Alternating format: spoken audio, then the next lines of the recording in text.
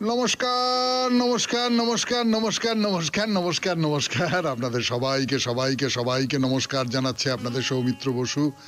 সবাইকে অজস্র শুভকামনা জানাচ্ছে, সবাইকে স্বাগত জানাচ্ছে আজকের এই শরণাগত অনুষ্ঠানে এবং সবাইকে শুভ সকাল জানাচ্ছে। শুভ হোক, সকলের শুভ হোক, সকলের ভালো হোক, সকলের মঙ্গল হোক, সকলের কল্যাণ হোক। আজকে দুটি কারণে বিশেষ দিন। প্রথমে বলি, ভারত কেশরী ডক্টর শ্যামাপ্রসাদ মুখোপাধ্যায়, তার জন্মদিন আজকে। 1901 খ্রিস্টাব্দে তার জন্ম হয়েছিল। আর দ্বিতীয়ত আজকে মহরম। মহরম যারা ইসলাম ধর্মাবলম্বী আপনারা জানেন যে তাদের একটা খুব বড় উৎসব, খুব বড় একটা দিন, বিষাদের দিন বস্তুত। ইসলামী বর্ষপঞ্জি সেটা শুরু হয় এই মাস থেকে এবং হযরত মুহাম্মদের দৌহিত্র ইমাম হুসাইন এবং তার পরিবারবর্গ আজকে ধর্ম রক্ষার জন্য যুদ্ধে নিহত হন। সেই কারণে আজকে যারা মুসলমান তাদের শোক পালনের দিন, তারা রোজা রাখেন। তারা ওই কারবালায় যে যুদ্ধক্ষেত্রে মৃত্যু ঘটেছিল সেই কারবালার ঘটনার অভিনয় করেন রাস্তায়, আপনারা জানেন। এবারে বেনি মাধবশীলের পঞ্জিকা অনুযায়ী আজকের দিনটার কথা বলি। আজকে 21শে আষাঢ় 1432, ইংরেজির 6ই জুলাই 2025, রবিবার। আজ একাদশী। সূর্যোদয়ের সময় ভোর 5:01, সূর্যাস্তের সময় সন্ধে 6:23। নক্ষত্র বিশাখা। আজকে জন্মে তুলা রাশি শূদ্রবর্ণ, মতান্তরে ক্ষত্রিয় বর্ণ রাক্ষসগণ। অপরাহ্ন 4:23 গতে বৃশ্চিক রাশি বিপ্রবর্ণ। রাত্রি 11:02 গতে দেবগণ। আমাদের হোয়াটসঅ্যাপে চিঠি পাঠাবার নাম্বার 9831922927। চিঠির গোড়ায় অতি অবশ্যই SG লিখতে হবে। আজ রবিবার। রবিবারের শরণাগত মানে হচ্ছে শ্রী চৈতন্যদেবের শরণাগত। সেই শ্রী চৈতন্যদেবকে নিয়ে আজকের সকালটা কাটাবো আমরা। কাজেই আজকে আর অনুষ্ঠান সূচি বলে কিছু নেই। সূচিতে একটি মাত্র বিষয়, শ্রী চৈতন্যদেবের কথা বলা। সেই কথা বলবো, ফিরে আসবো গানের পর 92.7 বিগ FM এ শরণাগত অনুষ্ঠানে। আমি আছি আপনাদের সঙ্গে, আপনাদের সৌমিত্র বসু।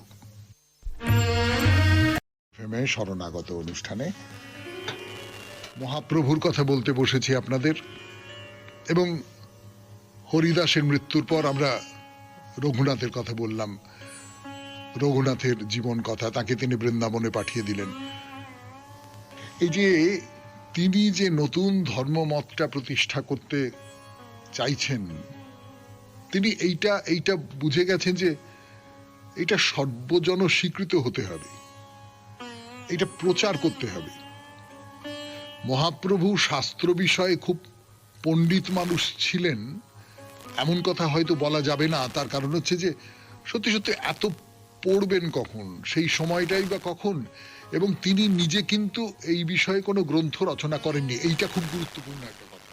দেখুন, মহাপ্রভু নিজে কিন্তু কোনো একটা শাস্ত্র, যেমন রূপ লিখেছেন, সনাতন লিখেছেন, সেই রকম করে মহাপ্রভু কিন্তু কিছু গ্রন্থ রচনা করেননি। তিনি শুধু গ্রন্থ কারা রচনা করবেন, কারা প্রচার করবেন, কারা এই যে তার যে গৌড়ীয় বৈষ্ণব ধর্ম, সেই গৌড়ীয় বৈষ্ণব ধর্মের যে তত্ত্ব সেগুলোকে ব্যাখ্যা করবেন, সেইগুলোকে ঠিক করে দিচ্ছেন।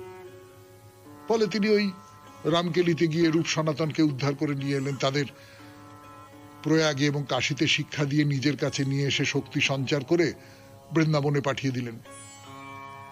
দক্ষিণ ভারতে যখন ভ্রমণ করছেন তখন শ্রীরাঙ্গপুরীতে ত্রিমল্ল ভট্টের গৃহে আতিথ্য নিয়ে থাকবার সময় তার ছেলে গোপাল ভট্টকে দেখে মহাপ্রভুর খুব পছন্দ হলো। খুব আন্তরিক ছেলেটি, প্রভূত নিষ্ঠা।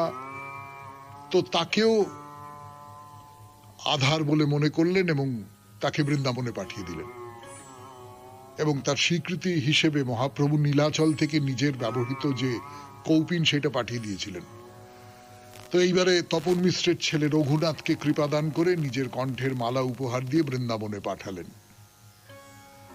পরবর্তীকালে মহাপ্রভু চলে যাওয়ার পর তার স্নেহ পেয়েছিলেন রঘুনাথ দাস, এবং রূপ সনাতনের ভাইপো নিত্যানন্দের কৃপা পেয়েছিলেন শ্রীজীব গোস্বামী।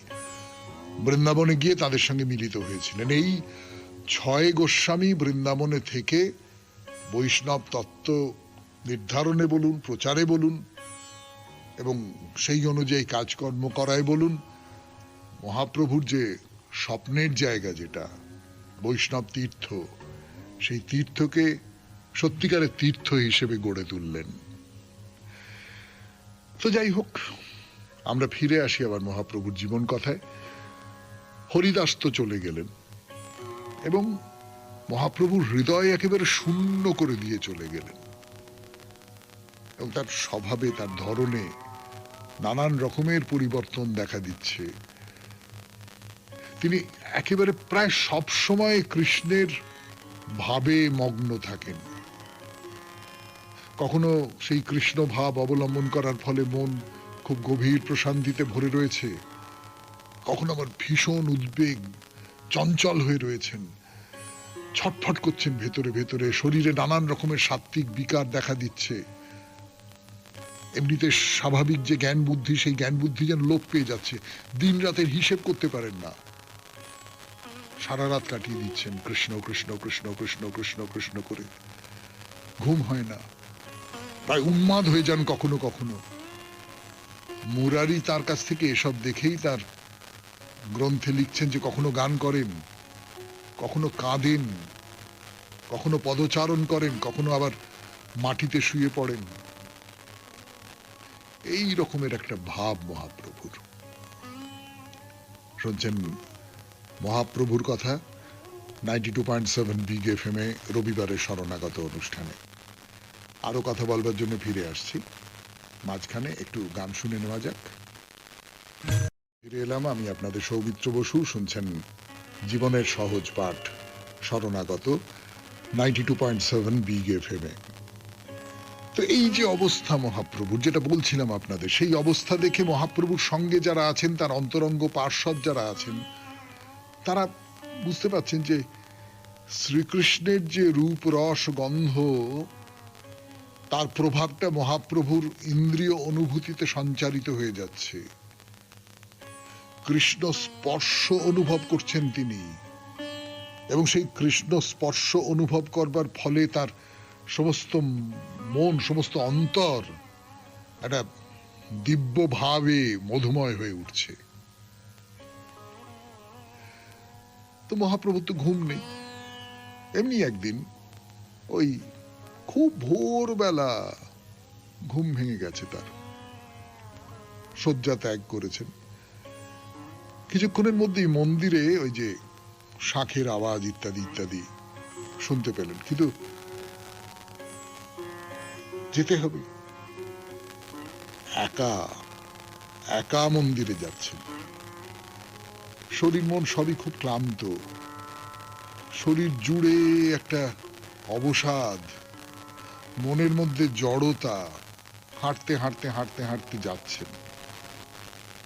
তো সিংহদ্বারের কাছে গেছেন, গিয়ে এদিক ওদিক তাকিয়ে কি দেখছেন, তাকে দেখে তাড়াতাড়ি মন্দিরের যে দ্বার রক্ষী, সে তার কাছে চলে এসেছে। এসে তাকে প্রণাম করে মহাপ্রভু মন্দিরে প্রবেশ করবেন, যাতে স্বচ্ছন্দে প্রবেশ করতে পারেন, সেই জন্য মন্দিরের দরজা খুলে দিয়েছে। তো মহাপ্রভু দরজা পার হয়ে প্রবেশ পথ ধরে এগিয়ে যাচ্ছেন, সঙ্গে সঙ্গে ওই যে যে দারোয়ান, দ্বাররক্ষী, সেও যাচ্ছে। হঠাৎ মহাপ্রভু সেই রক্ষীর হাত দুটো জড়িয়ে ধরে বলছেন, আমার প্রাণনাথ কোথায়, আমার প্রাণনাথ কোথায়, দয়া করে তুমি আমার কৃষ্ণকে দেখাও, আমার প্রাণবল্লভ কোথায়, আমার প্রাণনাথ কোথায়, তুমি আমাকে। সে দারোয়ান বেচারি তো একেবারে হতবুদ্ধি হয়ে গেছে, কিন্তু তখনও মহাপ্রভু বলছেন, তুমি আমার বন্ধু, তুমি আমাকে দেখাও, আমার প্রাণবল্লভ কোথায় আছেন, আমাকে দেখাও। এই যে রক্ষী তো দীর্ঘদিন ধরে এই রক্ষার দায়িত্বে আছে, সে তো একেবারে হতভম্ব হয়ে গেছে। শুনছেন রবিবারের শরণাগত 92.7 বিগ এফএম এ। আমি আছি আপনাদের সঙ্গে, আপনাদের সৌমিত্র বসু। ফিরে আসছি গানের পর 92.7 বিগ এফএম এ শরণাগত অনুষ্ঠানে। রক্ষী মহাপ্রভুকে দেখছে, সে কতবার মন্দিরে যাতায়াত করতে দেখেছে, তাকে পথে দেখেছে, মহাপ্রভুকে বিভিন্ন ভঙ্গিতে, বিভিন্ন ধরনে, বিভিন্ন আচরণে সমস্তটাই তা দেখেছে, কিন্তু আজকের মতো এই রকমটা কখনো দেখেনি। সে হতবাক হয়ে গেছে এবং খুব একটা কৌতূহল হয়েছে। সে আস্তে আস্তে আস্তে আস্তে ওই সিঁড়িগুলো পার করে মহাপ্রভুকে মন্দির চত্বরে নিয়ে গেল। গিয়ে মহাপ্রভুকে বলল যে, এসো এসো, তোমার প্রিয়তমকে দেখাচ্ছি, এসো ভেতরে এসো। তা মহাপ্রভু মানে বিলম্ব সইছে না আর কি, কখন কখন কখন তাকে দেখতে পাবো, আমাকে তাড়াতাড়ি নিয়ে চলো, তাড়াতাড়ি তার কাছে নিয়ে চলো, চলো তাড়াতাড়ি নিয়ে চলো। তা রক্ষী তাকে ধরে ধরে খুব সাবধানে ওই যে মন্দির চত্বর, সেটা উঁচু নিচু যা কিছু আছে সেগুলো পার করে, সিঁড়িগুলো পার করিয়ে মন্দিরের ভেতরে জগমোহনের একটা নিরিবিলি অংশে দাঁড় করিয়ে ওই জগন্নাথ বিগ্রহ দেখিয়ে বলল যে, ওই যে ওই পুরুষোত্তম, ওই তোমার প্রাণবল্লভ, তুমি দু চোখ ভরে তাকে দেখো। মন্দিরের ভেতরে অন্ধকার, কেউ নেই, কেউ নেই, সেই রক্ষী প্রহরী ছাড়া আর কেউ নেই। প্রদীপ জ্বলছে, সেই প্রদীপের আলোয় জগন্নাথ দেবের যে বিগ্রহ উজ্জ্বল হয়ে উঠেছে। একটু পরেই আরতি শুরু হবে। মহাপ্রভু এক দৃষ্টে সেই দিকে তাকিয়ে আছেন, তার সমস্ত শরীর কাঁপছে, রোমাঞ্চিত হয়ে উঠছে, গায়ে কাঁটা দিয়ে উঠেছে। এটা অদ্ভুত অদ্ভুত অদ্ভুত লাগছে তার। তার বৃন্দাবনের কথা মনে পড়ছে। বৃন্দাবন, জগন্নাথকে দেখতে পাচ্ছেন না, অন্য কোনো কিছু দেখতে পাচ্ছেন না, মন্দির দেখতে পাচ্ছেন না, দেখছেন গোপ গোপীদের সঙ্গে শ্রীকৃষ্ণ লীলা বিলাস করছেন। আকুল হয়ে কৃষ্ণকে খুঁজছেন, চোখ ভরা জল, তার দৃষ্টি আবছা হয়ে গেছে। তাকিয়ে তাকিয়ে দেখছেন কোথায় কোথায় কৃষ্ণ, কোথায় কৃষ্ণ কৃষ্ণ।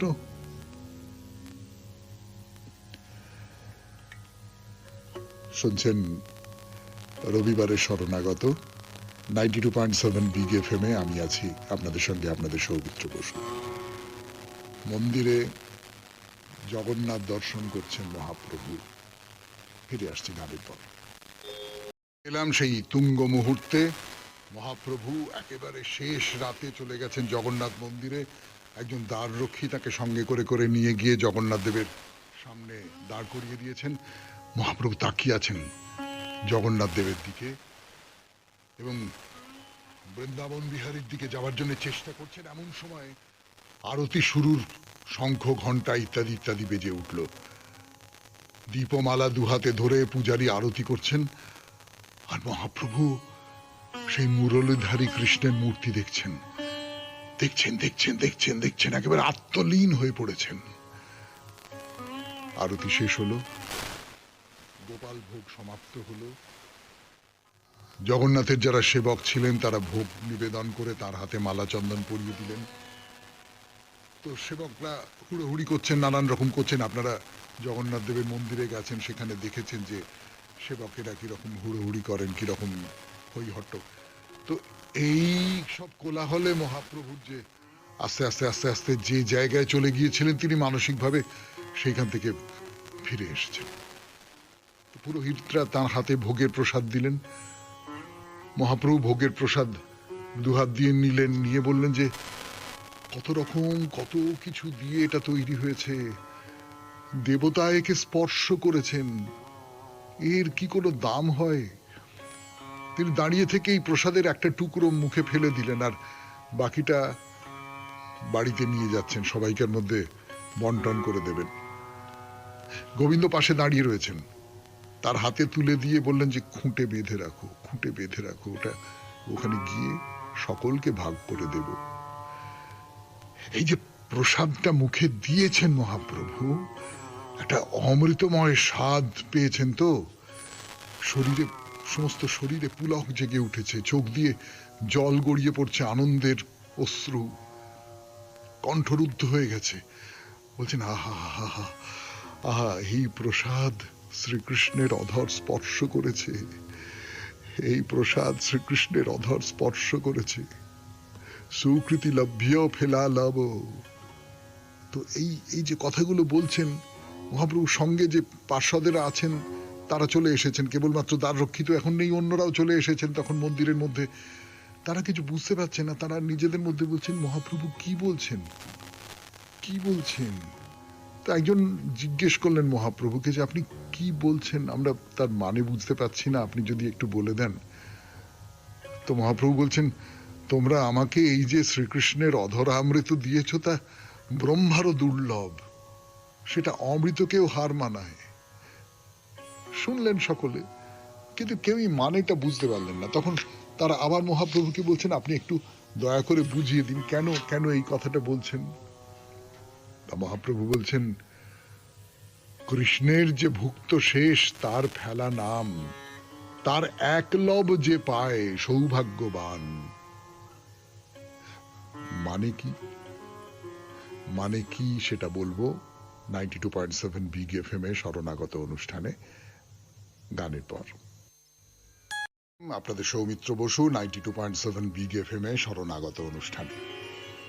মহাপ্রভু কি বলছেন, বলছেন যে কৃষ্ণ কৃপাই তার অধরামৃত প্রাপ্তির সুযোগ করে দেয়। ভক্ত শুদ্ধ সাধনের পথে থাকলে তার অন্তরে কৃষ্ণ প্রেম বিকশিত হবে, আর সেই যে কৃষ্ণ প্রেমের মাধুর্য সেইটা যখন আস্বাদন করবে তখন এই সুযোগ তুমি লাভ করতে পারবে যে কৃষ্ণের উচ্ছিষ্ট খাওয়া, কৃষ্ণের অধর স্পর্শ করেছে যে প্রসাদ, সেই প্রসাদ তুমি গ্রহণ করতে পারছ। তো আরতি শেষ হয়ে গেল, সকলেই মহাপ্রসাদ সংগ্রহ করে ফিরে যাচ্ছেন। মহাপ্রভু আর সেখানে দাঁড়িয়ে না থেকে গোবিন্দ আর অন্যান্য ভক্তদের নিয়ে তাদের সাহায্যেই বস্তুত নিজের বাসায় ফিরে এলেন। তা মধ্যাহ্ন আহারের সময় তিনি বললেন যে ওই প্রসাদ আমাকে আরো একটু দাও, আরো একটু গ্রহণ করি। তবে সেখানে সকলের সামনে ওই প্রসাদের গুণ বৈশিষ্ট্য এই সমস্ত নিয়ে আর কোনো কথাবার্তা বললেন না। আসলে দিনের বেলায় তো অনেক বেশি নানান রকমের সমস্ত ভক্ত আসেন, নানান মনের, নানান মতের, নানান মানসিকতার ভক্ত আসেন। তো তাদের সামনে মহাপ্রভু নিজেকে পুরোটা খুলতে চাননি, সেই জন্যে মহাপ্রসাদ আস্বাদন করছেন, সবটাই করছেন, কিন্তু এইটা নিয়ে খুব উচ্ছ্বাস করা এইগুলো মহাপ্রভু আর করছেন না।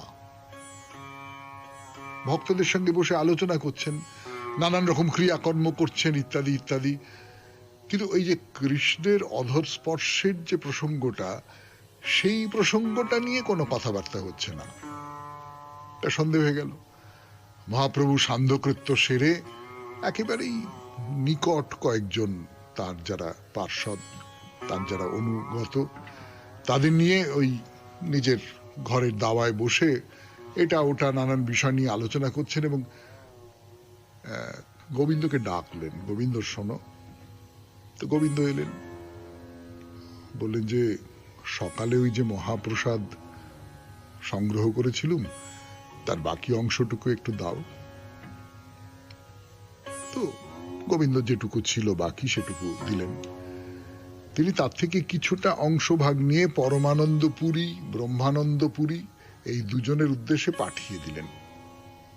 আর বাকি যে অংশটা, ওই যে স্বরূপ আছেন, রায় রামানন্দ আছেন, সার্বভৌম আছেন, যারা এখানে আছেন তাদের মধ্যে ভাগ করে দিলেন।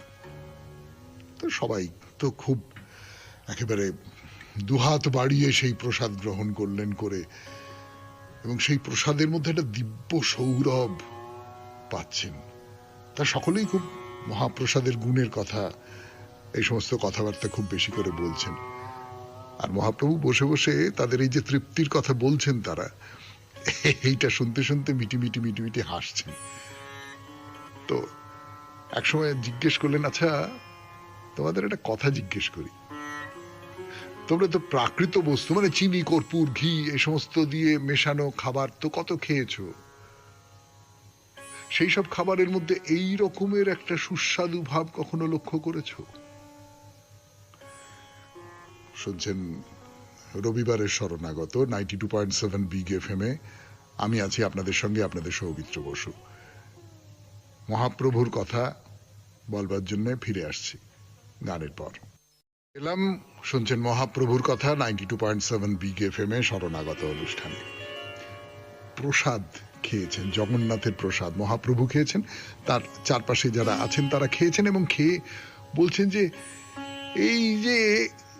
এই মহাপ্রসাদ কি দিয়ে তৈরি হয় আমরা সবাই জানি, কিন্তু আমরা আলাদা করে যদি খাই আর মহাপ্রসাদ হিসেবে যখন খাচ্ছি, তখন এই দুটো স্বাদের কোনো তুলনা হয়?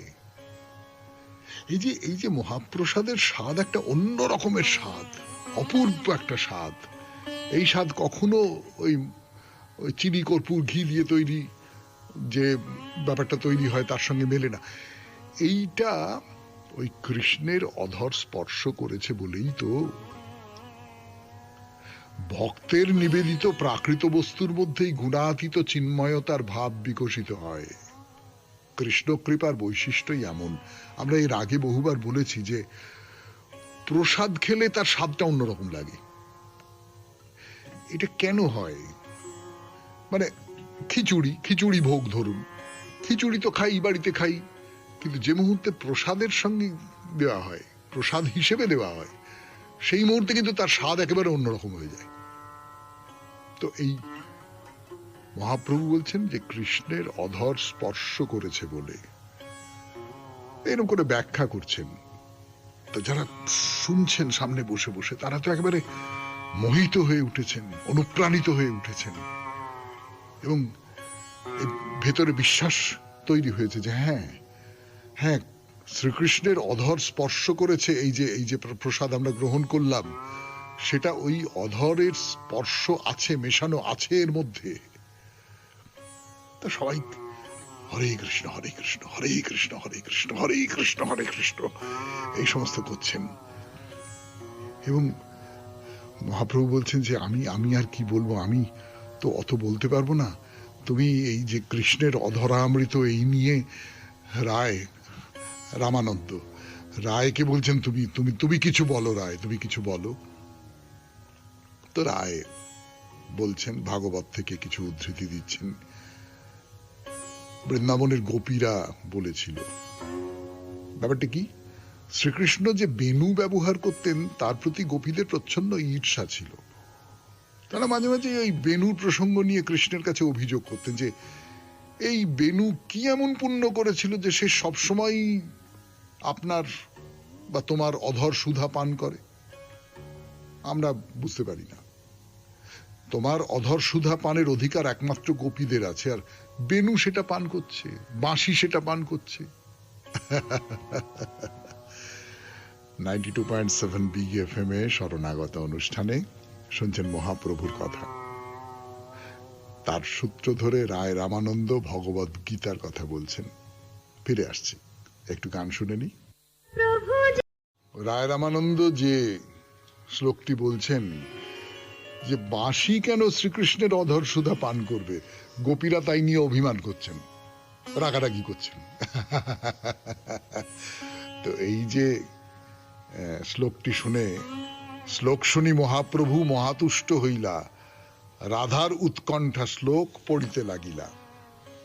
তো মহাপ্রভুর খুশির ভাব দেখে রায় রামানন্দ তিনি শ্রীরাধার কথাই বলে যাচ্ছেন, আর মহাপ্রভু এবারে তন্ময় হয়ে শুনছেন। শুনতে শুনতে শুনতে শুনতে ওই যে ঠাকুর শ্রী রামকৃষ্ণের যেরকম হতো আমরা দেখেছি কথামৃতে, সেই রকমটা আবেগে ক্রমশ কিরম ভাবের স্তরে স্তরে স্তরে স্তরে ভাবের তলার দিকে চলে যাচ্ছেন। তো যেখানে ওই রাধা ভাবের প্রেমে মথিত হয়ে শ্রী রাধার কথা ব্যাখ্যা করে যেখানে রায় রামানন্দ বলছেন যে সখী, কৃষ্ণের অধর সুধা দেহে মনে এক বিচিত্র চাঞ্চল্য সৃষ্টি করে, সমস্ত বিষয়ের ওপর থেকে গোপীদের তৃষ্ণা হরণ করে নেয়, তাদের অন্তর থেকে শোক, আনন্দ, বেদনা, ভাবনা সব দূর করে দেয়, অন্য সমস্ত বস্তুর স্বাদ চিরকালের জন্য বিলুপ্ত করে দেয়, মন মাতাল হয়ে ওঠে, এমনকি লালসায় আক্রান্ত হয়ে তাদের মন থেকে লজ্জা, মান, ধর্ম, কুলশীল সমস্ত সমস্ত বিসর্জিত হয়ে যায়। কৃষ্ণের অধর সুধার এমনই মহিমা, অন্য সমস্ত স্বাদকে মুছে দেয় সে। এই যে অন্য সমস্ত স্বাদকে মুছে দেওয়া যে কৃষ্ণের মহিমা, সেই মহিমার কথার সূত্র ধরে বলছে, হে কৃষ্ণ, তুমি পুরুষ, আমরা নারী, তোমার অধর সুধা আমাদের হৃদয় হরণ করে নেয়, জিহ্বায় লালসা বৃদ্ধি করে, মনকে অশান্ত করে তোলে। এটাকে স্বাভাবিক ধর্ম বলেই আমরা মনে করি, কিন্তু পুরুষেরা যখন তোমার অধর সুধা পার করবার জন্য লালায়িত হয়, তা দেখে আমরা লজ্জা পাই। না, এটা কেন হবে? আমরা বুঝি তুমি বস্তুতে শক্তি সঞ্চার করে তাকে লোভনীয় করে তোলো, তারা লোলুপ হয়ে ওঠে, কিন্তু কেন হবে এটা? এই বেনুর কথা ধরো, ঠিকভাবে বিচার করে তুমি আমাদের কথার উত্তর দাও। সে জাতিতে পুরুষ, বাঁশি হচ্ছে পুরুষ, আর সে কিনা তোমার অধরের অমৃত সুধা পান করছে। তার আবার এমন চরম স্পর্ধা যে সে উচ্চধ্বনি করে গোপীদের ডেকে ডেকে কৃষ্ণের অধর সুধা পান করবার জন্য আহ্বান জানাচ্ছে। যার ধন না কহে তারে, পান করে বলাৎকারে, পিতে তারে ডাকিয়া জানায়। গোপীরা এরকম অভিযোগ করছেন। শুনছেন রবিবারের শরণাগত 92.7 বিগ এফএম এ। আমি আছি আপনাদের সঙ্গে, আপনাদের সৌমিত্র বসু। ফিরে আসছি গানের পর। 7 বিগ এফএম এ রবিবারের শরণাগত অনুষ্ঠানে মহাপ্রভুর কথা বলছি। রায় রামানন্দ মহাপ্রভুকে শোনাচ্ছেন শ্রী রাধার কথা, গোপীদের কথা, যে এই যে বাঁশি, এই বাঁশি বা বেনু এ অনবরত কৃষ্ণের অধর স্পর্শ করতে পাচ্ছে, তার ফলে হিংসে হচ্ছে, গোপীদের খুব হিংসে হচ্ছে। এবং এই বাঁশি যেন গোপীদের অভিমানে আঘাত দিয়ে বলছে যে দেখো, তোমাদের যেটা পাওয়ার কথা আমি সেটা পাচ্ছি, আমার সৌভাগ্য দেখে তোমাদের অভিমানে যদি কোনো আঘাত লাগে, তার জন্য তোমাদের মনে যদি ক্ষোভ আসে, তাহলে এসো, তোমাদের যে কুলধর্ম, তোমাদের যে মান সম্ভ্রম, লোকলজ্জা, গুরুজন প্রীতি, এই সমস্ত কিছুকে উপেক্ষা করো, সংসারের বন্ধন ছিন্ন করো, আমার কাছে চলে এসো, কৃষ্ণের কাছে আত্মসমর্পণ করো, তার সঙ্গে মিলন হবে তোমার, তুমি সেই রসসুধা পান করবে, আমি তোমাদের সেই অধিকার ফিরিয়ে দিয়ে চলে যাব। তো এই যে বেনু বা কৃষ্ণের বাঁশি এই কথা বলছে, রায় রামানন্দ শোনাচ্ছেন, মহাপ্রভুর কাছে শোনাচ্ছেন। তা মহাপ্রভুর মনে আরো আরো আরো অভিমান বাড়ছে, তার বুক ফেটে যাচ্ছে যেন, কিন্তু কৃষ্ণের আনুগত্য তো অস্বীকার করতে পারছেন না। তাকে বলছেন যে কৃষ্ণ, আমরা গৃহবধূ, আমাদের মধ্যে চঞ্চলতা দেখা দিলেও তা তো সম্বরণ করে রাখতে হয়, কিন্তু তোমার এই যে বাঁশি, এই মুরলী, সে এরকম নিষ্ঠুর ভাবে আমাদের আহ্বান করছে, আমাদের স্থির থাকতে দিচ্ছে না, আমরা ধৈর্য রক্ষা করতে পারছি না, সে সমস্ত রকমের সংকোচ দূর করে আমাদের তোমার চরণের দাসী করে দিচ্ছে। তো বৃন্দাবনে এইরকম ঘটনা বহুবার ঘটেছে, ব্রজগোপীরা সেসব জানেন। তো মহাপ্রভু, তিনি মহাভাব জেগেছে তার ভেতরে, সেই অবস্থায় তিনি তাদের সখী হয়ে এমন ঘটনার সাক্ষী হয়েছিলেন। সেই যে মহাপ্রভু, সেই সুখের স্মৃতি তার মনের মধ্যে জেগে উঠেছে। তিনি যেন নিজে গোপী হয়ে উঠছেন, সেই সমস্ত দিনের কথা তার মনে পড়ে যাচ্ছে, তিনি শুনছেন। একবার অপ্রাকৃত বৃন্দাবনে এমন ঘটনা ঘটেছিল শারদ রাসের সময়। শরৎকাল এসেছে, পূর্ণিমার রাত্রি, মেঘমুক্ত আকাশ, জ্যোৎস্নায় ভেসে যাচ্ছে সবকিছু, কৃষ্ণ একা যমুনার তীরে দাঁড়িয়ে বাঁশি বাজাচ্ছেন, আর সমস্ত গোপ বধূরা তারা একেবারে লজ্জা সংকোচ সমস্ত কিছু বিসর্জন দিয়ে স্খলিত বসনে সেই যমুনার তীরের দিকে ছুটে যাচ্ছেন। তো গোপীদের এমন আচরণ দেখে ব্রজবাসী যারা আছেন তারা নিজেদের মধ্যে হাসি ঠাট্টা করছেন, মস্করা করছেন, কিন্তু গৃহবধূদের আর কোনো দিকে জ্ঞান নেই। কোথায় কোথায় কোথায় বাঁশির শব্দ, কোথায় বাঁশির শব্দ, এটা শোনবার জন্য তারা যমুনার তীরে যাচ্ছেন। শুনছেন মহাপ্রভুর কথা 92.7 বিগ এফএম এ শরণাগত অনুষ্ঠানে। আরো কিছু কথা বলবো, ফিরে আসছি গানের পর। মহাপ্রভুকে শোনাচ্ছেন গোপীদের সঙ্গে কৃষ্ণের সম্পর্কের কথা। কৃষ্ণ বাঁশি বাজাচ্ছেন যমুনার তীরে দাঁড়িয়ে, এবং গোপীরা একেবারে উন্মাদের মতো ছুটে আসছেন তাকে দর্শন করবার জন্য। এসে দেখলেন, আহা, কৃষ্ণ অপূর্ব সাজ সেজে দাঁড়িয়ে রয়েছেন। তার গলায় বৈজয়ন্তী মালা, মুরলী তার মুখে, মাথায় শিখি চূড়া, আর মিটিমিটি হাসছেন। গোপীরা দৌড়ে তার কাছে গেলেন, তাকে ঘিরে দাঁড়ালেন। শ্রীকৃষ্ণ নৃত্য শুরু করলেন। কখনো তিনি নিজে গান গাইছেন, কখনো আবার সখীদের মুখে গান শুনছেন।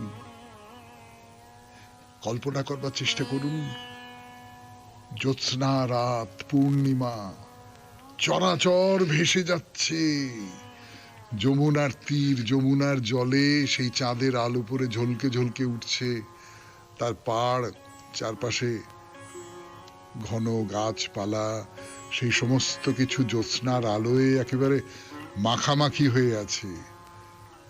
মনে হচ্ছে এই যে গোপীরা ঘিরে রয়েছেন, মাঝখানে শ্রীকৃষ্ণ যেন চাঁদের মতন, চাঁদের যে আলো সেই আলো যেন চারিদিকে পরিব্যাপ্ত হয়ে পড়ছে, আর গোপীরা যেন তারার মতন সখীদের নিয়ে বিহার করছেন, নৃত্য গীত করছেন।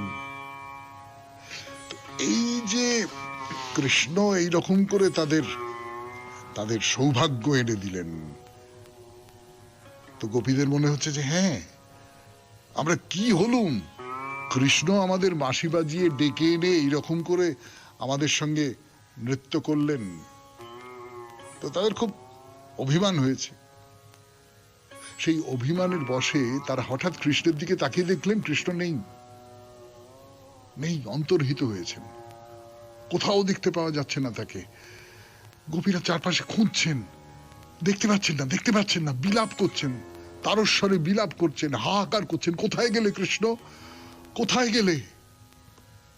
তখন আর কোনো উপায় খুঁজে না পেয়ে গোপীরা কাতর হয়ে গান গাইতে আরম্ভ করলেন। হে বীর, তোমার মধুর অধমরামৃত যে আমাদের মিলন আকাঙ্ক্ষাকে আরো বাড়িয়ে দিয়েছে। সূর্যের আলোয় যেরকম অন্ধকার কেটে যায়, তেমনি আমাদের শোক দুঃখ তো চলে যায়। যে বেণু তোমার অধর স্পর্শ করেছে, তার আওয়াজ জগতের সমস্ত রকম আকর্ষণ থেকে আমাদের মুক্ত করে তোলে। তুমি আমাদের সেই অধরামৃত দান করো, আমাদের জীবন সার্থক করো। হে কৃষ্ণ, বেণু যখন তোমার অধরামৃত পান করবার সুযোগ পায়, আমরা কেন তা থেকে বঞ্চিত হব? এ তো আমাদের পক্ষে লজ্জা, আমাদের অগৌরব। তোমার এই বঞ্চনার জন্য আমাদের মরে যেতে ইচ্ছে করছে, কিন্তু অবোধ প্রাণ এত নির্লজ্জ যে দেহ ছেড়ে সে কিছুতেই যেতে চায় না। আজকে এই পর্যন্তই থাক। 92.7 বিগ এফএম শরণাগত অনুষ্ঠানে শেষ হলো শ্রী চৈতন্যদেবের কথা। আমাদের হোয়াটসঅ্যাপে চিঠি পাঠাবার নাম্বার 9831922927। চিঠির গোড়ায় অবশ্যই SG লিখতে হবে। আর কি, সবাই ভালো থাকবেন, আনন্দে থাকবেন। নমস্কার।